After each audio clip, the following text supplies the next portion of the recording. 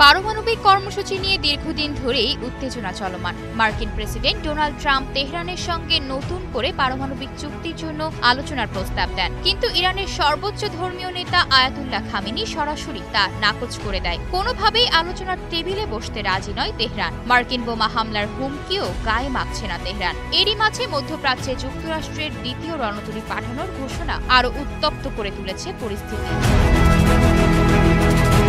ভারতীয় মহাসাগরের Diego Garcia দ্বীপে কমপক্ষে ৬টি পারমাণবিক বোমা বহনে সক্ষম B-2 স্পিড বিমান মোতায়েন করেছে যুক্তরাষ্ট্র। দেশটির প্রেসিডেন্ট ডোনাল্ড ট্রাম্প তেহরানকে ২ মাসের সময় বেঁধে দিয়েছেন পারমাণবিক আলোচনায় বসার জন্য, অন্যথায় ইরানের স্থাপনাগুলোতে বোমা হামলা চালানো হবে বলে হুমকি দেন।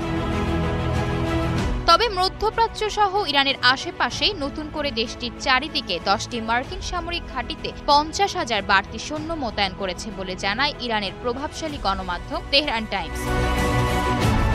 প্রতিবেদন অনুযায়ী ট্রাম্পকে সতর্ক করে দিয়ে ইসলামী বিপ্লবী গার্ড বাহিনী IRGC এর কমান্ডার আমির আলী বলেছেন, ইরানের আওতায় থাকা ওই সেনারা মূলত একটি কাচ ঘেরা ঘরে অবস্থান করছে। সেখান থেকে পাথর ছুড়লে পাল্টা আঘাতে ধসে পড়বে সেই কাচের ঘর। ফলে যুক্তরাষ্ট্র ইরানে হামলা চালানোর সাহস করবে না বলে অভিমত তার। তবে এরপরও হামলা হলে 50,000 মার্কিন সেনাকে লক্ষ্যবস্তু করা হবে বলে ইঙ্গিত দেন তিনি।